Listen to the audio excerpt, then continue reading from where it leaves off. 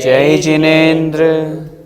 वंदितु सर्वसिद्धे धुवममल मनोवमं गदिं पते वोच्छामि समय पाहुड मिणमो सुद केवली भणिदम।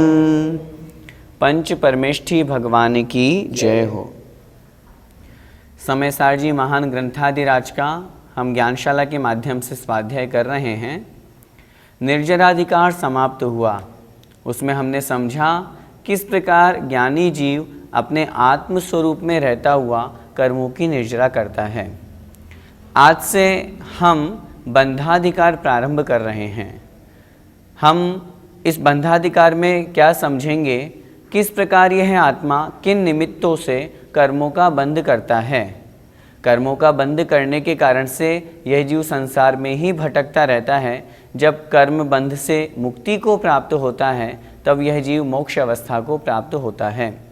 कर्मों से छूटने का मार्ग क्या है, वास्तव में संसार में जीव कर्मों से क्यों बंधता है, क्या कारण है जिस कारण से वह कर्मों का बंध करता है, वो हम इस कक्षा में समझेंगे।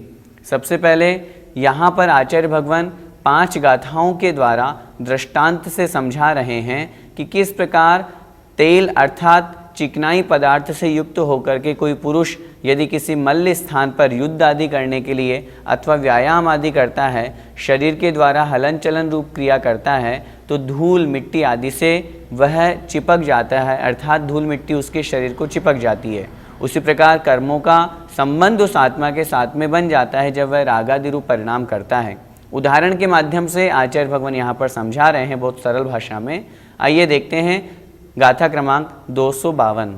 जय नाम को विपुरिसो, जय नाम को विपुरिसो, नेह भत्तो दुरेणु बहुलम्मी, नेह भत्तो दुरेणु बहुलम्मी, ठाणं मिठाई दूणय, ठाणं मिठाई दूणय, करे दिसत्थे हि वायामम्, करे सत्ते वायामम्। बोलिए जय नाम को विपुरिसो, नेह भत्तो दुरेणु बहुलम्मी, ठाणं मिठाई दूणय, करे दिसत्थे हि वायामम्।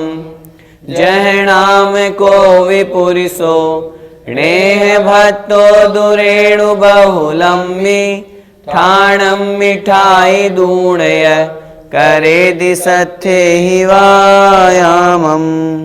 गाथा का अर्थ समझते हैं।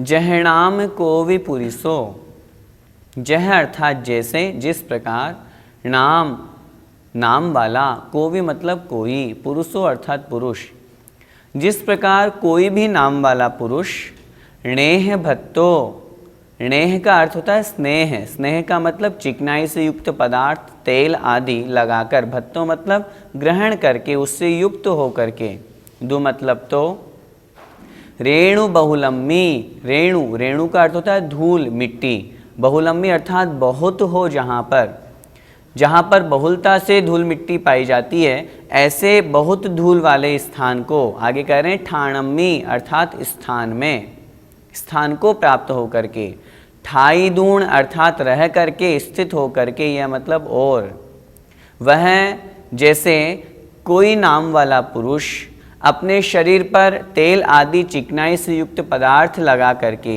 बहुत धूल वाले स्थान पर स्थित हो करके वहाँ पर ठहरता है, वहाँ जाता है और वहाँ जाकर के करेदी करता है, सत्थेहि अर्थात शस्त्रों से क्या करता है, व्यायामम अर्थात व्यायाम, व्यायाम से तात्पर्य है शरीर का हलन चलन, शरीर को इस तरह से हाथ पैर को हिलाना है, व्यायाम करना है, कोई शस्त्र आदि लेकर के, मुद्गर आदि शस्त्र आदि लेकर के वो शरीर से व्यायाम करता है। यहाँ पर आचार्य भगवान गाथा दे रहे हैं, दृष्टांत दे रहे हैं, लेकिन अगली गाथा में उस दृष्टांत को वो पूरा करेंगे, इसलिए इतना सही यहाँ पर इस गाथा में हमको समझना है।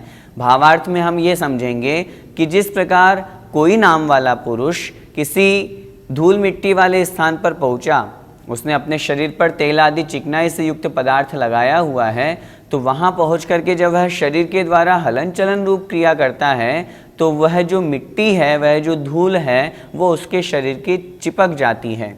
किस कारण से चिपक जाती है? उसका कारण वह तेल आदि चिकनाई से युक्त पदार्थ लगाया हुआ है। ठीक उसी प्रकार रागादि रूप जहाँ पर परिणाम होते हैं, वे रागादि रूप परिणाम उस जीव के लिए चिकनाई से युक्त तेल के समान माने गए हैं, और वो जो धूल मिट्टी है वे कर्म हैं। वह कर्म रूपी रज उस आत्मा से आकर के चिपक जाती है, अर्थात एकमेक होकर के बंध को प्राप्त हो जाती है। हम बंध का प्रकरण प्रारंभ कर रहे हैं, इसलिए आचार्य महाराज बहुत सरल दृष्टांत के द्वारा यहाँ पर उस बंध तत्व को समझा रहे हैं। एक बार फिर से गाथा का अर्थ देखें।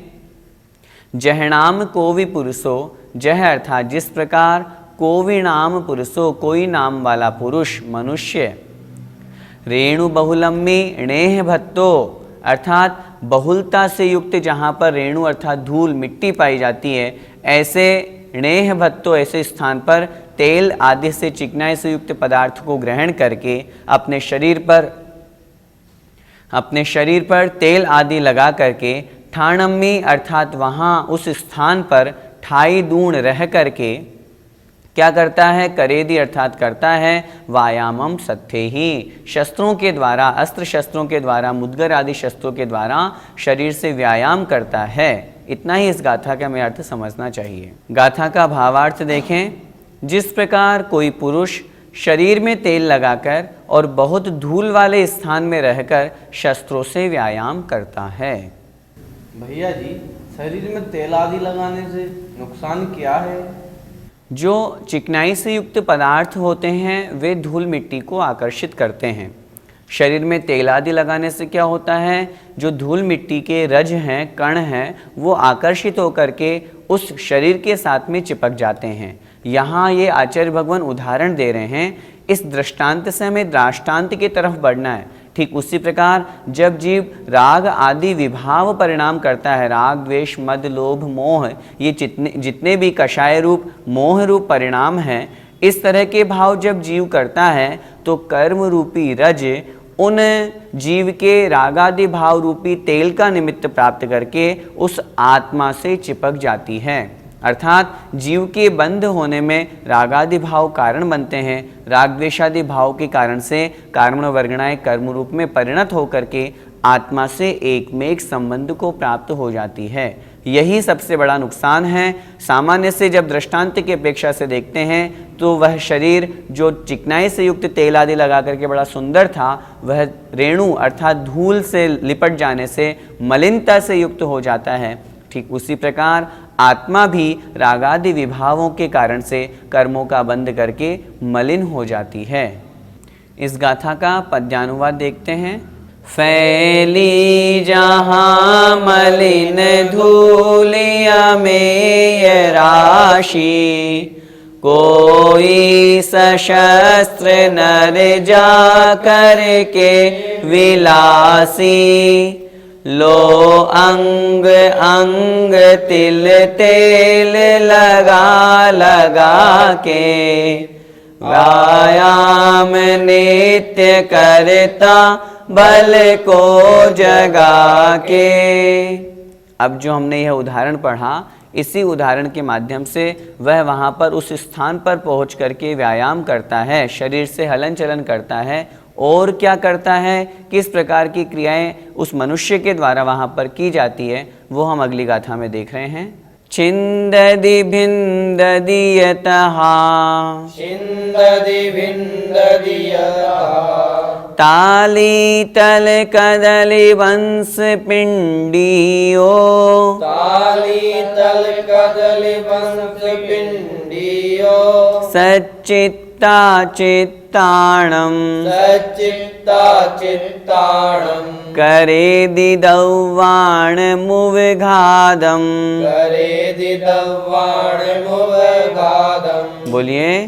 छिंददि भिंददि यतः, ताली तल कदल वंश पिंडियो, सच्चित्ता चित्ताणं, करेदि दौवाण मुविघादम, छिन्दति भिन्दति यतः तालीतल कदली बंस पिंडियो सच्चित्ता चित्ताणं करेदि दव्वाणमुविघातम्। इस गाथा का अर्थ समझते हैं। छिन्दति भिन्दति यतः, हमने जो पहले गाथा पढ़ी उसमें क्या समझा था कि जिस प्रकार अपने शरीर पर तेल आदि से युक्त चिकनाई वाला पदार्थ लगा करके यदि कोई पुरुष कोई मनुष्य बहुत धूल वाले स्थान पर पहुंचता है और वहां पहुंच करके व्यायाम करता है और क्या करता है, छिन्दति अर्थात छेदता है, छेदन करता है, भेदति अर्थात भिन्दति अर्थात भेदता है, काटता है, छेदन करता है, छिन्न भिन्न करता है, यह मतलब और, तहाँ मतलब तथा। किसको छिन्न भिन्न करता है, किसको काटता है, ताली तल कदली बंस पिंडियो। ताली अर्थात ताड़ के जो वृक्ष हैं, तल से तात्पर्य तमाल अर्थात तंबाकू के जो पौधे हैं, पेड़ हैं, कदली अर्थात केले के जो पेड़ हैं, बंस अर्थात बांस के जो पेड़ हैं, पिंडियो मतलब समूह है। इन वृक्षों के समूह को वह छेदन करता है, भेदन करता है। क्या मतलब, यहाँ पर आचार्य भगवान उदाहरण के द्वारा समझाना चाह रहे हैं कि जिस प्रकार वो वहाँ उस स्थान पर पहुँच गया और पहुँच करके शांति से बैठा ही नहीं, वह अपने शरीर के द्वारा अस्त्र शस्त्रों से व्यायाम भी कर रहा है। व्यायाम के साथ उन शस्त्रों के द्वारा, तलवार आदि अथवा कुल्हाड़ी आदि के द्वारा वह उन वृक्षों का छेदन भेदन भी कर रहा है। मात्र इन्हीं वृक्षों से यहाँ तात्पर्य ऐसा नहीं कि इन्हीं वृक्षों का, ये तो उदाहरण मात्र दे रहे हैं। जिस प्रकार इन वृक्षों का, ऐसे आदि अनेक वृक्षों का वह पुरुष वहाँ जाकर के छेदन भेदन करता है। और क्या करता है, सच्चित्ता चित्ताणम, सच्चित्त अचित्ताणम। सचित्त अर्थात जीव सहित चेतन, सचेतन, और अचित्ताणम अर्थात अचित्त अचेतन निर्जीव। करेदि मतलब करता है, दव्वाणम उपघातम द्रव्यों का उपघात। और उन पत्ते आदि को, पेड़ आदि को वह छेदन भेदन काटता है, नष्ट करता है। और साथ में ही सचेतन अर्थात जीव सहित और अचेतन अर्थात जीव रहित निर्जीव द्रव्यों का उपघातम करेदि उपघात करता है, अर्थात उन्हें नष्ट करता है, उन्हें समाप्त करता है। क्या मतलब, आचार्य भगवान उसी पुरुष का उदाहरण और आगे बढ़ा रहे हैं इस गाथा में और कह रहे हैं वह वहाँ पहुँच करके सिर्फ शस्त्रों से व्यायाम ही नहीं करता, अपितु उन शस्त्रों के द्वारा, फिर से देखें गाथा का अर्थ, छिन्दति छेदन करता है, भिन्दति अर्थात भेदन करता है, यह मतलब और, तहाँ मतलब तथा। तथा वह वहाँ पहुँच करके ताली तल कदली बंस पिंडियो, ताली अर्थात ताड़ का पेड़, तल अर्थात तमाल तंबाकू का पेड़, कदली अर्थात केले का पेड़, और बंस मतलब बांस का जो पेड़ है, इनके समूह को वह मनुष्य, वह पुरुष छेदन करता है, भेदन करता है, काटता है, नष्ट करता है। साथ में ही सचित्त अचित्ताणम दव्वाणम अर्थात जो सचित्त और अचित्त द्रव्य हैं, जीव सहित और जीव रहित, ऐसे उन द्रव्यों का, उन पदार्थों का भी उपघातम करेदि उपघात करता है, अर्थात उन्हें भी समाप्त करता है। इस गाथा का भावार्थ देखें, और ताड़ तमाल कदली अर्थात केला और बांस के समूह को छेदता है और भेदता है। छेदन भेदन करने का तात्पर्य नष्ट करता है, काटता है। तथा सचित्त और अचित्त द्रव्यों का उपघात करता है। जिस प्रकार वह पुरुष वहाँ पर उन द्रव्यों का उपघात कर रहा है, उसी प्रकार यह जीव संसार में राग द्वेष आदि करके कर्मों का बंध करता है। इस बात को, दृष्टांत को आचार्य भगवान अगली गाथाओं में समझाएंगे। भैया जी, वर्ण का क्या स्वरूप है? आत्मा में पूर्व से ही बैठी हुई विस्तृतोपचय रूप से जो कार्मण वर्गणाएं हैं, वे जो आत्मा से चिपक जाती हैं, कर्म रूप में परिणत हो जाती हैं, उसी का नाम है बंध। सामान्य रूप से एक और परिभाषा से हम समझें, कार्मण वर्गणाओं का कर्म रूप में परिणत हो जाने का नाम है बंध। और अगर हम सामान्य से समझें तो जब आत्म प्रदेशों में कार्मण वर्गणाएं कर्म रूप आकर के एकमेक हो जाती है, एकमेक हो जाने से तात्पर्य जैसे दूध और पानी एकमेक हो गया, दोनों में अखंडता है, जिस स्थान पर दूध है उसी स्थान पर पानी है। उसी प्रकार जिस स्थान पर आत्मा है उसी स्थान पर कर्म का परमाणु है, कार्मण वर्गणा भी है। दोनों एक क्षेत्रावगाही हैं। आचार्यों ने इन दोनों के संबंध को संश्लेष संबंध कहा है। एक मेक जहां होता है, जहां दोनों में दिखने में, अथवा जैसे कि यहाँ बताया गया एक क्षेत्रावगाह, जिस प्रदेश पर आत्मा है उसी प्रदेश पर कर्म भी हैं, दोनों में कोई भेद नहीं है, प्रदेश भेद नहीं है, वह एक क्षेत्रावगाह संबंध कहलाता है। इस प्रकार का जहाँ संश्लेष संबंध होता है वही कर्मों का बंध कहलाता है। भैया जी, पुद्गल की वर्गणाएं कितने प्रकार की होती हैं? पुद्गल की 23 प्रकार की वर्गणाएं होती हैं। शास्त्रों में लिखा है जो पुद्गल द्रव्य है उसकी 23 प्रकार की वर्गणाएं हैं। उन 23 प्रकार की वर्गणाओं में से हमारे 5 प्रकार की वर्गणाएं काम आती है। वे 5 प्रकार की वर्गणाएं कौन कौन सी हैं? शब्द वर्गणा, कार्मण वर्गणा, नौकर्म वर्गणा, तेजस वर्गणा और मनोवर्गणा। ये 5 प्रकार की वर्गणाएं हैं जो हमारे काम में आती है। इन 5 प्रकार की वर्गणाओं का अपना अपना अलग अलग कार्य है। शब्द वर्गणा, जैसे जो हम शब्द का उच्चारण कर रहे हैं, जैसा कि हम पढ़ते हैं जो पुद्गल द्रव्य हैं उसकी जो पर्याय हैं, शब्द, बंध, सूक्ष्म, स्थूल्य आदि जो 10 प्रकार की पर्याय कही गई है, तो शब्द भी तो पुद्गल ही हैं। उन शब्द वर्गणाओं से ही तो यह शब्द परिणमित हो रहे, शब्द बन रहे हैं। उसी तरह कार्मण वर्गणाएं जो कर्म रूप में परिणत होती है, तेजस वर्गणाएं जो शरीर में दीप्ति कांति उत्पन्न करती है, मनोवर्गणाएं जो मन का निर्माण करती है, उसी तरह जो 5वीं है नौकर्म वर्गणा, नौकर्म का मतलब शरीर, जो शरीर आदि का निर्माण करती है वह नौकर्म वर्गणा। तो इस प्रकार पुद्गल की कुल 23 वर्गणाएं होती हैं। आत्मा की उनमें से 5 प्रकार की, जीव की 5 प्रकार की वर्गणाएं यहाँ पर काम आती है। भैया जी, इनमें से कौन सी वर्गणा बंध को प्राप्त होती है? 5 प्रकार की जो हमने वर्गणाएं पढ़ी उनमें से जो कार्मण वर्गणाएं हैं वो बंध को प्राप्त होती है। यहाँ जिस बंध प्रकरण का वर्णन चल रहा है वो यही है, जो कार्मण वर्गणाएं कर्म रूप में परिणत हो जाती है वही बंध कहलाता है। जीव के राग द्वेष आदि विकारी भावों का निमित्त प्राप्त होता है और इन वर्गणाओं का स्वभाव है। ऐसा नहीं समझना कि कोई ऐसी शक्ति होगी या कोई ऐसा कोई बैठा होगा संसार में जो जैसे ही कोई जीव कोई कार्य करेगा, कोई भाव करेगा तो ये वर्गणाओं को वो उसकी चिपका देगा। ऐसा नहीं है। इन कार्मण वर्गणाओं का स्वभाव है। कहाँ पर है ये कार्मण वर्गणाएं? पूरे तीनों लोक में। तीनों लोकों का एक भी प्रदेश ऐसा नहीं है जहाँ पर ये कार्मण वर्गणाएं ना हों। उन कार्मण वर्गणाओं से युक्त तीनों लोकों में जीव भरे हुए हैं। जहाँ जीव जिस तरह का राग द्वेष आदि योग रूप प्रवृत्ति करता है उसी समय ये कार्मण वर्गणाएं उस आत्मा के साथ में एक में एक संबंध को प्राप्त हो जाती है, वही बंध कहलाता है। भैया जी, कर्म बंध का मूल कारण क्या है? आचार्यों ने शास्त्रों में लिखा है जीव के संसार में परिभ्रमण का मूल कारण है मिथ्या ज्ञान। मिथ्या ज्ञान से तात्पर्य मिथ्या दर्शन, मिथ्या ज्ञान और तद्रूप आचरण, मिथ्या चारित्र। और उससे भी यदि हम कर्म बंध के कारण की बात करेंगे तो उसका मूल कारण है राग द्वेषादि विभाव रूप परिणाम। आत्मा का जो स्वभाव ज्ञाता दृष्टापन है, जानना देखना है, उस जानने देखने में जहाँ राग द्वेष आ जाता है वही जीव के लिए कर्म बंध का कारण बन जाता है। इसीलिए आचार्य श्री हमेशा कहते हैं जानो देखो बिगड़ो मत। बिगड़ो मत से तात्पर्य है राग द्वेष मत करो। आत्मा का स्वभाव जानना देखना है, हम क्यों राग द्वेष करते हैं। वास्तव में जहाँ पर राग है, जहाँ पर द्वेष है, जहाँ मोह है वही कर्म बंध है। हम थोड़ी सी चर्चा गुणस्थान की करें। 10वें गुणस्थान तक मोह है, वहाँ तक का जीव जो कर्मों का बंध कर रहा है, इसलिए उस जीव के कर्मों का बंध आश्रव, सांप्रदायिक आश्रव कहा, जो संसार का निमित्त बतलाया। वीतरागी जीव जब मोहनीय कर्म का अभाव कर देता है, समाप्त कर देता है, 11वें गुणस्थान से वीतराग अवस्था प्राप्त होती है, वहाँ राग द्वेष नहीं है, वहाँ मोह नहीं है, इसलिए वह जीव कर्मों का बंध तो कर रहा है।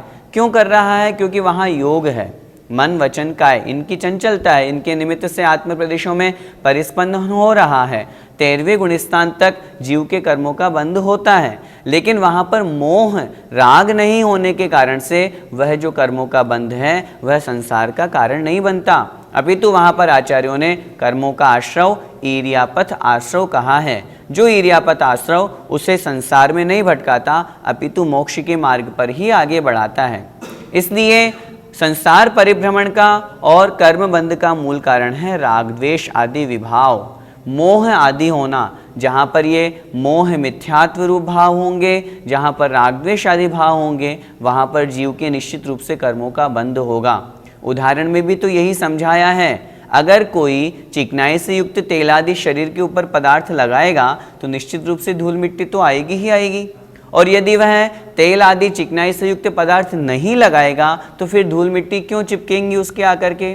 धूल मिट्टी के चिपकने का कारण है तेल आदि से चिकनाई से युक्त पदार्थ। ठीक उसी प्रकार कर्म बंध का मूल कारण है राग द्वेष आदि रूप मिथ्या आदि जो मोह आदि परिणाम हैं, वे उस जीव के लिए कर्म बंध का कारण बनते हैं। भैया जी, यहाँ पर सचित तो अचित द्रव्यों का घात करता है, इससे क्या समझना है? यहाँ पर तो आचार्य भगवान उदाहरण दे रहे हैं। सचित द्रव्यों के घात से तात्पर्य है यदि कोई जीव सहित पदार्थों को वो घात कर रहा है, जैसे कोई वृक्ष आदि हैं जो सूखे नहीं हैं, गीले ही हैं, अभी उनमें एकेंद्रीय जीव हैं और उसके साथ में ही वहाँ पर हो सकते हैं त्रैश जीव वहाँ पर हों, उस अपेक्षा से सचित जीवों का घात, सचित द्रव्यों का घात कहा। और अचित्त द्रव्यों के घात से तात्पर्य है कोई सूखा बांस का पेड़ है, इस प्रकार कोई भी अचित्त पदार्थ है उनका वो घात कर रहा है। यहाँ तो ये दृष्टांत के माध्यम से समझा रहे हैं कि जिस प्रकार इन द्रव्यों का वो घात करता है, हाथ पैर आदि चलाता है, हलन चलन करता है, उस निमित्त से वहाँ पर धूल मिट्टी के कण उसके शरीर पर आकर के चिपक जाते हैं। उस उदाहरण से हमें क्या समझना है? आज की इस दोनों गाथाओं से हमें क्या समझना है? जिस प्रकार वह पुरुष तेल आदि से युक्त होकर के शरीर के ऊपर चिकनाई से युक्त पदार्थ लगा करके धूल मिट्टी के कण को आकर्षित करता है, वे मिट्टी के कण उसके चिपक जाते हैं। ठीक उसी प्रकार राग द्वेष आदि जो विभाव परिणाम है उनके निमित्त से यह जीव कर्मों का आश्रय करता है, कर्मों का बंध करता है। इस प्रकार बंध के उदाहरण को आचार्य महाराज ने यहाँ पर समझाया। अगली कक्षा में हम इसी उदाहरण को आगे समझ करके किस प्रकार आत्मा के साथ में आचार्य भगवान ने इस सिद्धांत को, इस दृष्टांत को घटित किया है वो हम समझेंगे।